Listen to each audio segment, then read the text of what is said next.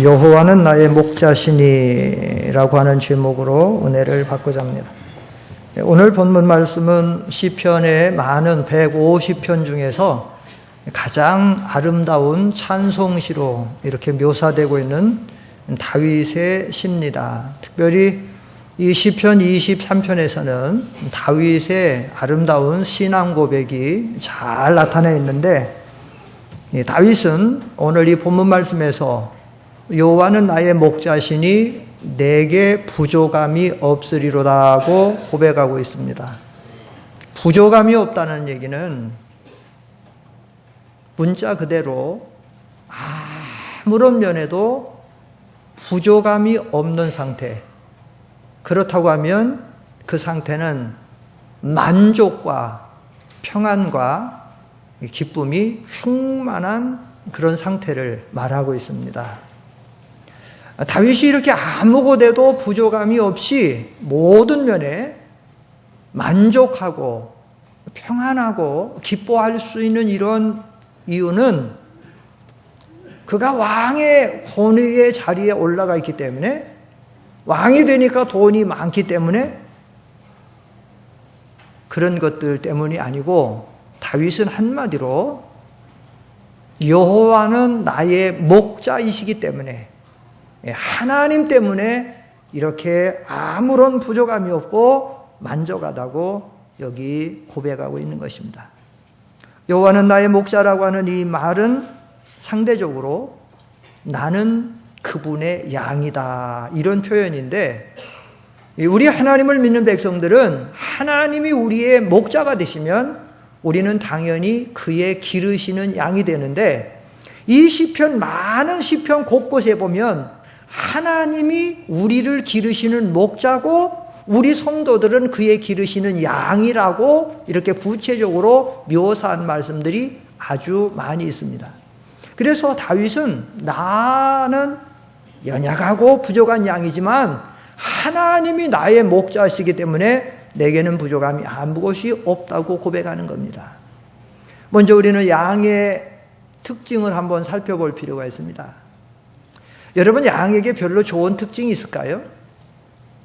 양의 특징을 한마디로 말한다고 하면, 양은 모든 짐승들 중에서 가장 연약하고 미련한 것이 양입니다. 제가 가만히 양의 상태를 한번 살펴봤어요. 다른 짐승들과 대조적으로 한번 생각해 보면서, 보통 하나님이 창조해내신 모든 창조물들이 그 기능의 특징이 있습니다. 특별히 우리가 흔히 말하는 짐승들 중에 맹수들은 강한 이, 치악력을 가진 이와 이빨과 이 발톱에 이 강한 발이 있어서, 그래서 양육강식 세계에서 상대방을 제압하고 잡아먹죠. 호랑이, 사자, 곰, 이런 것들이 주로 대표적인 표범, 하이에나, 이런 종류들이죠. 이 치악력, 강한 이빨과 이 강한 발톱, 힘이 있어서 상대방을 죽이고 잡아먹습니다.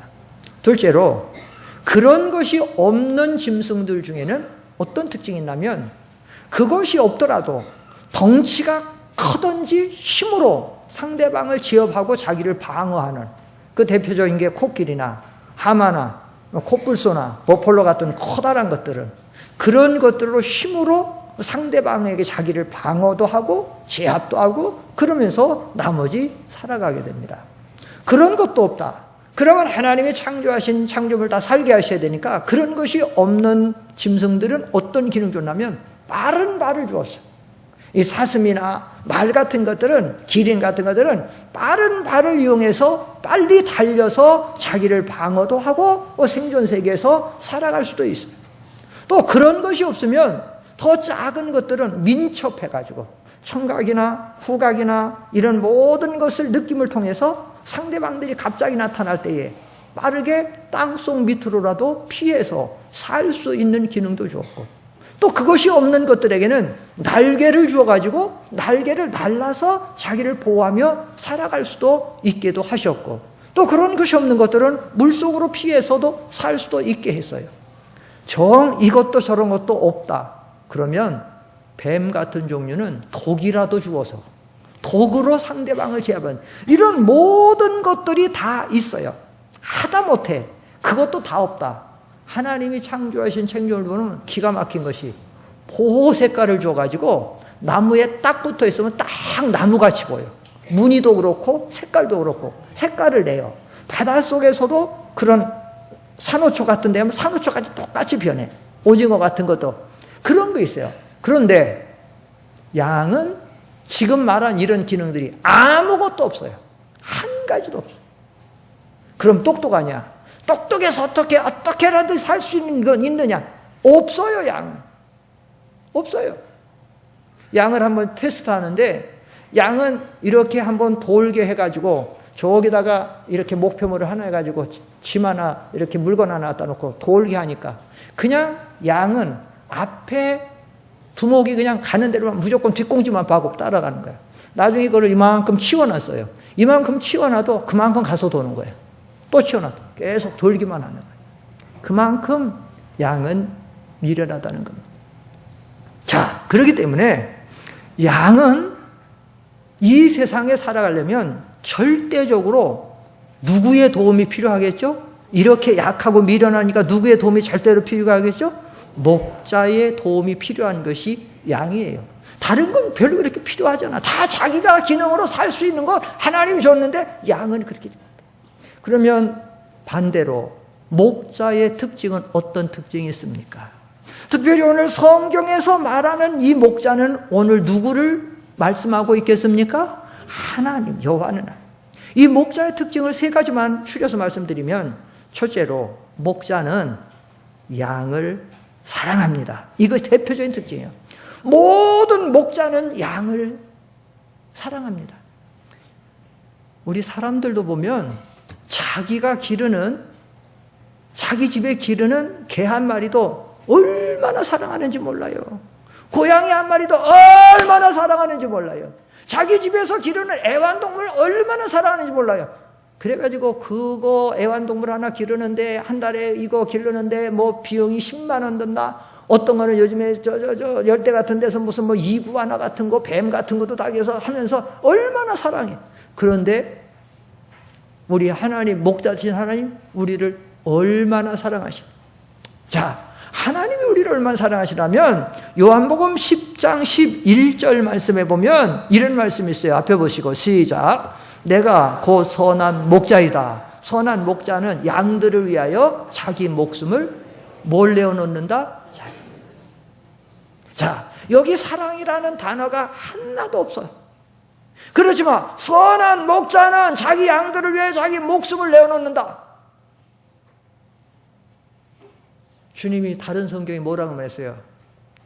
친구를 위하여 목숨을 내어놓는 것보다 더 큰 사랑이 없나니 이렇게 말해요. 목숨은 그 사람에게서 가장 귀한 게 목숨입니다. 목숨을 내어준다라고 하는 것은 의도적으로 내어준다라는 얘기는 얼만큼 상대를 사랑한다는 거예요. 주님이 우리를 얼마나 사랑하시면, 주님이 우리를 얼마나 사랑하시면 십자가에 우리 대신 우리가 죽어야 돼. 죄의 값으로 내가 죽어야 될 죄를 예수님이 대신 짊어지시고 예수님이 십자가에서 몸 버려 피 흘려 대신 자기 목숨을 내어놓고 돌아가셨네. 그래서 로마서 5장 8절 이하에 보면 이 십자가의 이 죽음을 하나님을, 우리를 향한 하나님의 사랑을 로마서 5장 8절에 보면 하나님의 사랑을 확증시켰다. 앞에 보시고 시작. 우리가 아직 죄인이었을 때에 그리스도께서 우리를 위하여 죽으심으로 하나님께서 우리를 향한 자신의 사랑을, 여러분 목자 되시는 하나님이 여러분을 사랑하시는 것을 믿으십니까? 우리가 신앙생활하면서 이 하나님의 사랑을 많이 깨닫는 것이, 우리가 이 신앙생활하면서 하나님의 사랑을 많이 감동하고 느끼는 것이, 이게 귀한 믿음이에요. 귀한 은혜 생활을 할 수 있는 거예요. 말라기 1장 2절에 보면 말라기 시대가 얼마나 영적으로 흑암에 가득 차서 사람들의 심령이 둔해져서 이 세상 육신적으로 살아가는 데만 급급해 있으니까 하나님이 말라기 선지자를 통해서 그들에게 당신의 사랑을 확인시켜 깨닫게 해주느냐고. 내가 너희를 사랑한다. 내가 너희를 사랑한다. 이렇게 말하는데 말라기 선지자 시대 이스라엘 백성들이 삶이 힘들고 어려우니까 나타나는 사회적인 현상이나 정치적인 현상이나 자기들의 개인적인 여러 가지 어려운 문제들이나 여러 가지 곤고하고 이런 것들이 있으니까 하나님이 우리를 사랑하신다면 왜 우리나라가 이렇고 나의 개인적인 삶이 이렇고 내 자녀가 이렇게 안 되고 나에게 이런 어려운 현실이 있습니까? 하나님이 무엇을 우리를 사랑하십니까? 하나님의 사랑을 믿지를 않았어요. 하나님의 사랑을 믿음으로 받아들이지를 않았습니다. 말세교회 성도들이 왜 이렇게 현대의 신앙생활을 뜨겁게 하지 못하는가? 왜 하나님 앞에 감사 생활하지 못하는가? 다윗같이 만족한 여호와는 나의 목 만족한 생활하지 못하는가? 첫째는 하나님의 사랑을 깨닫지를 못하기 때문이에요. 이 하나님의 사랑을 깨닫고 구원의 은혜를 깨닫고 지금도 나의 모든 삶에 간섭하시고 역사하시고 도와주시는 하나님의 은혜를 깨닫는다라고 하면 나의 현실에 좀 어려움이 있고 괴로움이 있어도 그것을 믿음으로 감사하고 이겨나갈 수가 있는데 이것이 없으니까 흔들리는 거예요. 우리가 잘 아는 비록 무화과나무가 시작 비록 무화과나무가 무성치 못하며 포도나무 이 좀 안 하면은 금세 잊어버려. 성도들이 얼마나 빨리 잊어버리죠. 매일 해야 돼. 제가 안 하고 여러분들만 한번 해보세요. 시작.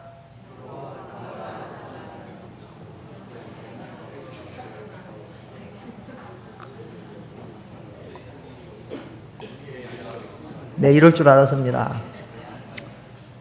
좀 요즘에 또 한두 달 안 했더니 금세 잊어버려.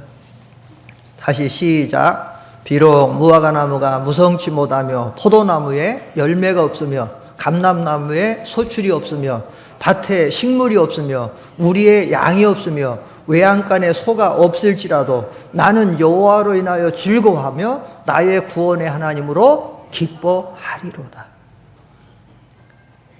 하나님의 은혜로 하나님의 사랑으로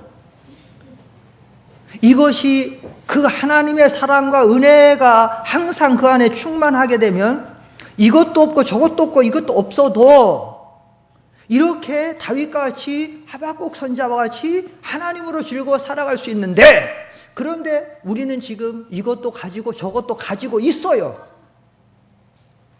여러분 우리나라가 얼마나 잘 사는 줄 아십니까? 해외를 동남아나 서남아나 이런 데를 또 중앙아시아나 이런 데 많이 가보면 우리나라가 지금 얼마나 잘 사는지를 몰라요. 백성들이. 문제는 뭐냐? 사실은 이것도 있어요. 저것도 있어요. 저것도 있고 이것도 있어요. 그런데 만족하냐? 만족 못해요. 왜 그러느냐? 하나님의 사랑의 세계에서 멀리 떠나 있어요. 하나님의 은혜의 세계에서 멀리 떠나 있어요.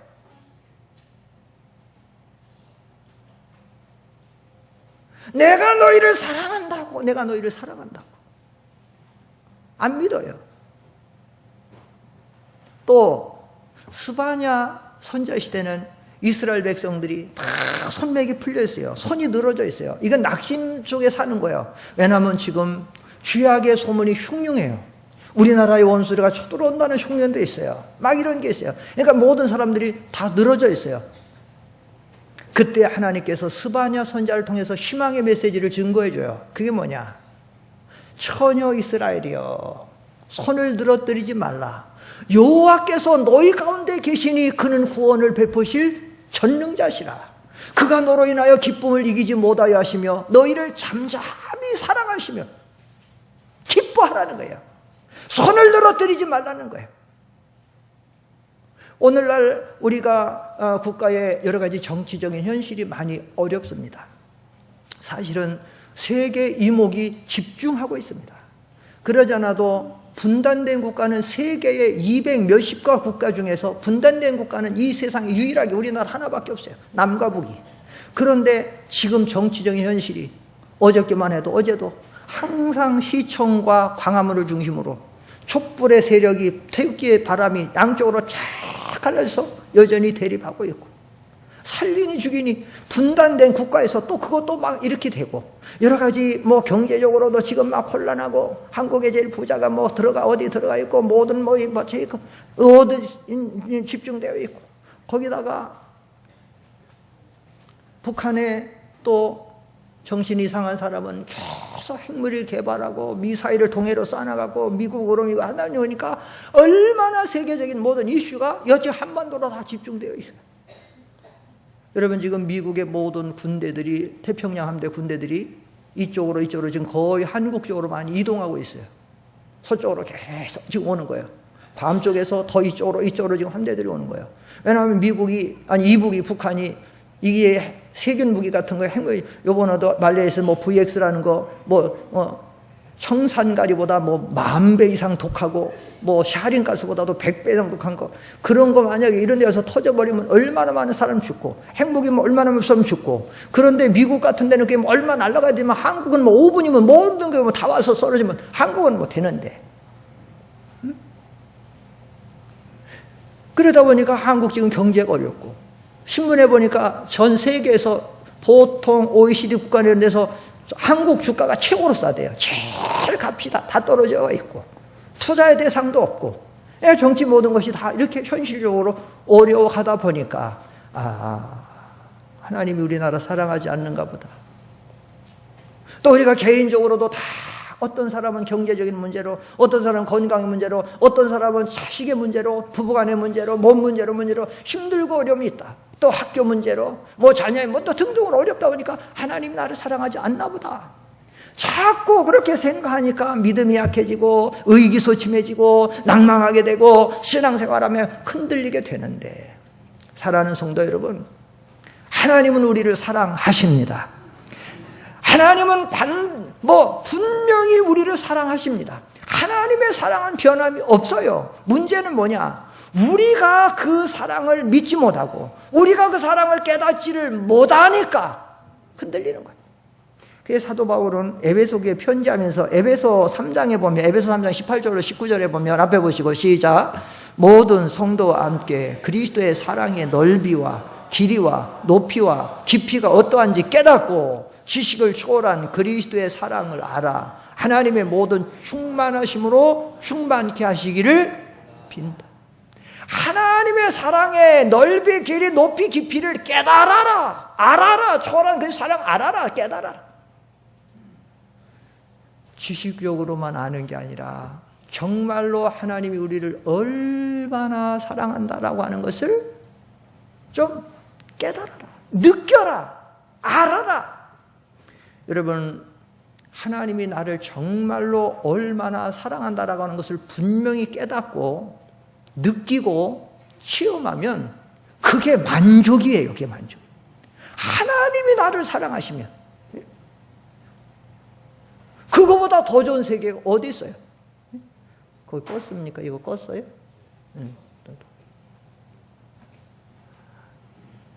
지난 금요기도회 때 제가 좀 많이 울었더니 우리 교인들이 걱정이 생겨갖고 목사님 몸 지금 근심 걱정 있나, 목사님 갑자기 무슨 지금 큰 어려움이 있나 막 지금 해갖고 또 어떤 사람은 목사님이 부부싸움한 거 아닌가 뭐 등등의 하여튼 막 지금 갈등이 막. 제가 그날 많이 울었는데 너무 하나님의 사랑과 은혜에 깨닫고 너무 감사해서 울은 거예요. 그런데 나는 그 사랑을 보답해 드리지를 너무 못하니까 또 우리 성도들의 상태를 봐도 우리 교회는 성도들의 상태를 봐도 좀 안타까운 게 많은데 또 우리 성도들이 그 주님의 사랑을 잘 못 느끼니까 또 내가 좀 인도하는데 좀 부족함이 느끼니까 예수님이 이스라엘 백성들에게 민망한 것을 보시고 예루살렘 앞에서 우시는 것처럼 그래서 지금 제가 좀 눈물 좀 그날 많이 흘리고 좀 우는 거예요. 하나님이 은혜를 줘서 우는 거예요. 그게 무슨 속상하고 괴롭고 답답해서 뭐 그래서 우는 게 아니라 그런 것이. 저는 그런 눈물을 많이 흘립니다. 그런 눈물을 좀 많이 흘려요. 좀 그런 식으로. 제가 울면 아이고 목사님 또 뭐 지금 속상하셔가지고나 어떻게 생각하지 마세요. 하나님이 뭐 좀 하나님의 사랑과 은혜를 깨닫고 감사해서 오나 어떻게 생각하세요. 아니면 또 아이고 목사님 또 부부싸움하고 어려우나 부부싸움 잘 안 해요. 괜히 부부싸움. 하나님의 사랑이 너무 너무너무 감사하다. 그때 참 찬양에서 그 가사가 그 뭐였지? 태초부터 하나님의 사랑은 가사가 뭐예요? 태초부터 하나님의 사랑. 태초부터 하나님의 사랑이 늘 누구를 향하고 있었다고 그런 거 나와지요. 응? 태초부터 하나님의 사랑이 늘 우리를 향하고, 여러분, 우리는 태초에 하나님이 우리를 선택하시고, 우리 태어나지도 않은 그 오랜 기간을 걸려도 하나님의 사랑 우리를 항상 향하고 있었고, 계획하고 있었고, 그리고 그 하나님의 사랑의 결정체인 우리가 지금 세상에 태어나서 그 예수님의 십자가 구속의 은혜로 하나님의 백성 자녀가 되고 지금 주님을 섬기는데 하나님이 우리를 사랑하시겠습니까? 안 하시겠습니까?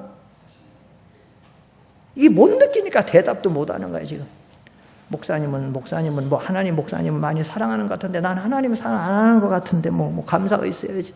예? 그럼 다시 물어볼까요? 여러분들 쉽게 얘기해요. 여러분들이 뱃속에 아이를 갖고 있었어요. 뱃속에 아이를 갖고 있었어요. 이름도 지어주고 태교도 한다고 하고 좋은 것만 먹고 좋은 생각만 한다고 그랬어요. 그런데 그 아기가 정말로 태어나왔다. 그러면 이제 태어났으니까 사랑을 안 합니까? 합니까? 태어나서 해요, 안 해요? 할 거 아니에요. 하나님이 창세전에 우리를 택하시고 그 사랑이 우리를 향해서 계속 있다가 우리가 세상에 태어나서 예수를 믿고 중생에서 말씀과 성령으로 거듭나서 하나님의 자녀가 됐으면 얼마나 하나님 우리를 사랑할 거 아니에요. 그런데 문제는 뭐냐면 우리가 세상에 속해서 세상의 모든 것으로 너무 살아가다가 심령이 둔해지고 강팍해지고 어두워지고 우리가 못 느끼는 거예요. 하나님은 사랑하는데 우리가 못 느끼는 거예요. 하나님은 우리를 시기하기까지 사랑하는데 못 느끼는 거예요. 이런 것을 뭐라고 그러죠? 한쪽만 사랑하는 걸 무슨 사랑이라고 그래? 짝사랑이라는 거예요. 얼마나 하나님이 안타깝겠어요. 하나님이 이렇게 우리를 사랑하는데 우리는 하나님의 사랑을 못 느껴요. 그래서 하나님의 사랑을 알아야 된다는 겁니다. 둘째로 목자의 특징은 우리를 인도하고 보호합니다. 여기 2절을 보십시다. 오늘 본문 2절에 그분께서 나를 푸른 풀, 잘 보세요. 그분께서 나를 푸른 풀밭에 눕게 하시고 잔잔한 물가로 어떻게 하십니다? 인도하십니다. 4장 3절에도 보세요. 내 영혼을 회복시키시고 그분의 이름을 위하여 의의 길로 뭐 하십니다? 인도하십니다.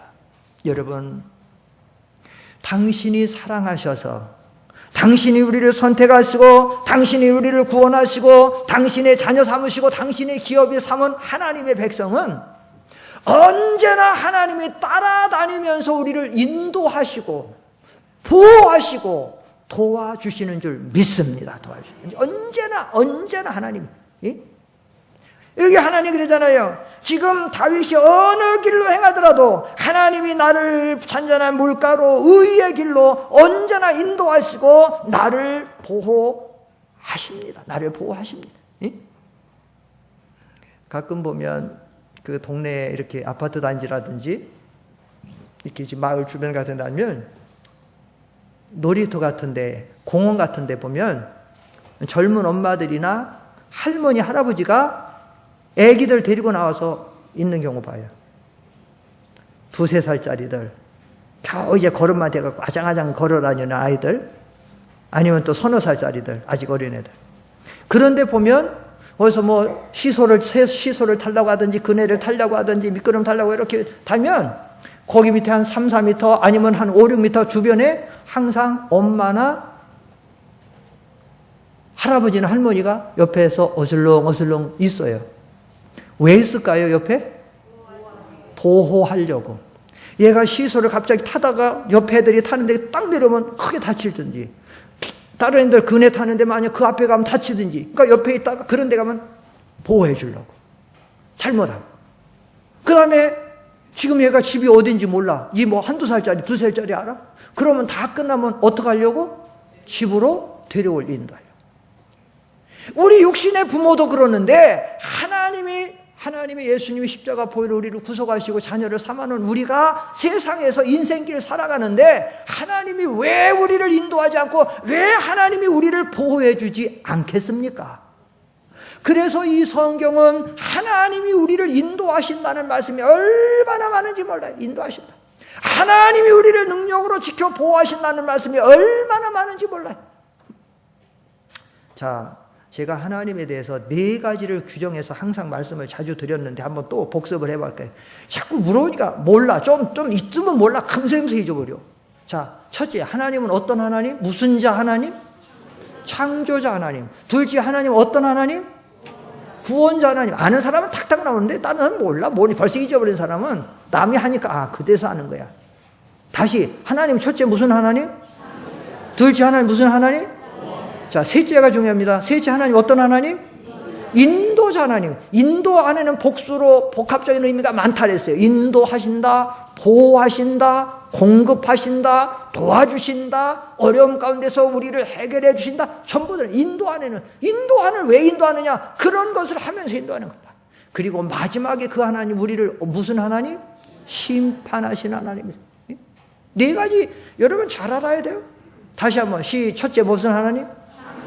둘째 무슨 하나님? 셋째 무슨 하나님? 넷째 무슨 하나님?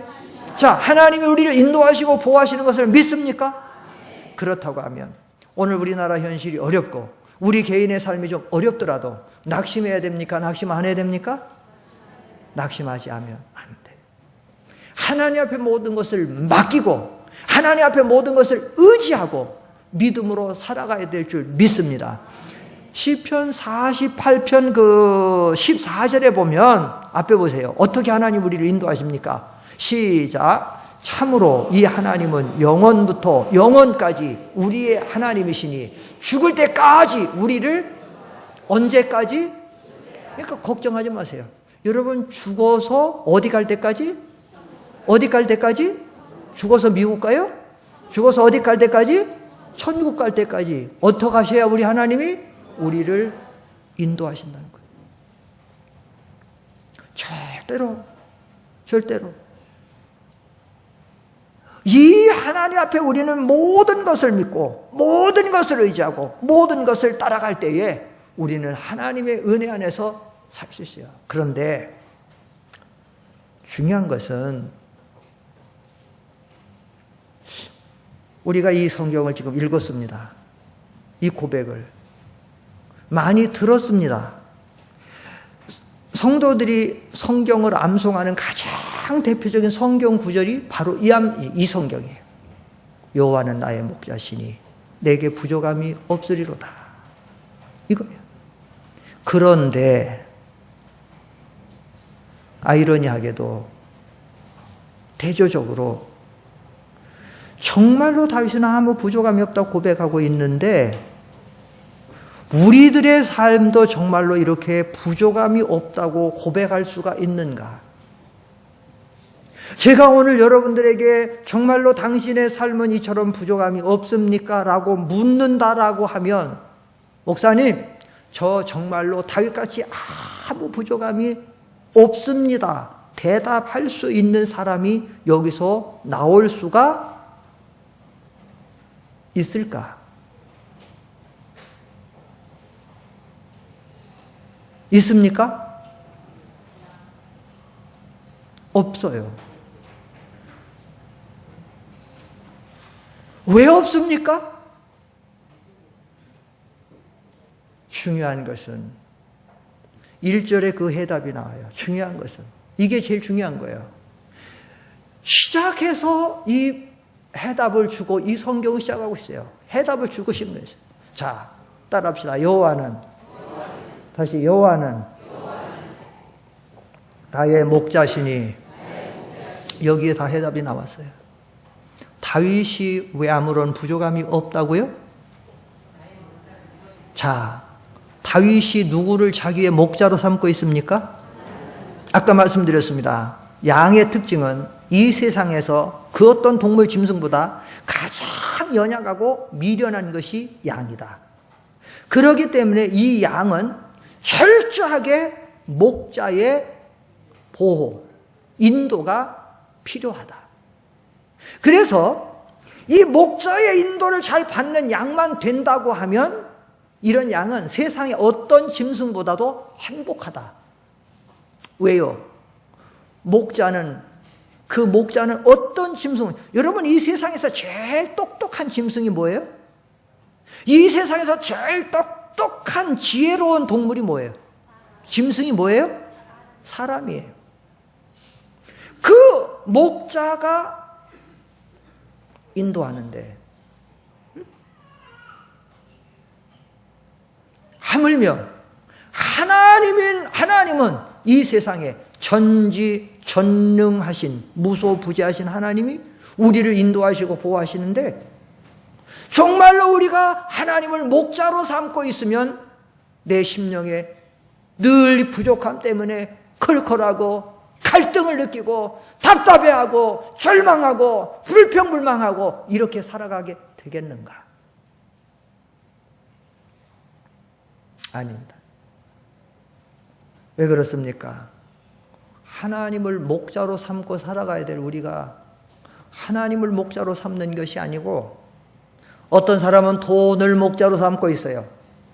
어떤 사람은 건강을 목자로 삼고 있습니다. 어떤 사람은 내가 늙어가니까 내 대신 자녀를 목자로 삼고 있어요. 자녀가 나를 보호해 주겠지, 도와주겠지. 그것도 어떤 사람은 손주도까지도 자기 목자로 삼는 사람이 있어요. 직장을 목자로 삼는 사람이 있어요. 어떤 사람은 텔레비를 목자로 삼는 사람도 있어요.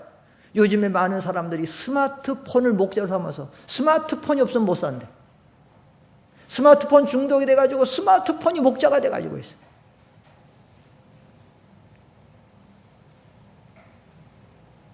그러니까 우리 속에 참된 만족과 평안이 없어요. 하나님이 있어야 돼. 하나님이 계셔야 될 자리에 전부 다른 것들이 그 자리를 차지하고 있어요. 돈이 여러분을 만족하게 합니까? 건강이 여러분을 만족하게 합니까? 친정 자녀가 여러분을 만족하게 합니까? 어제도 뉴스에 보니까 잔소리한다고 아들이 아버지를 때려서 죽였어요.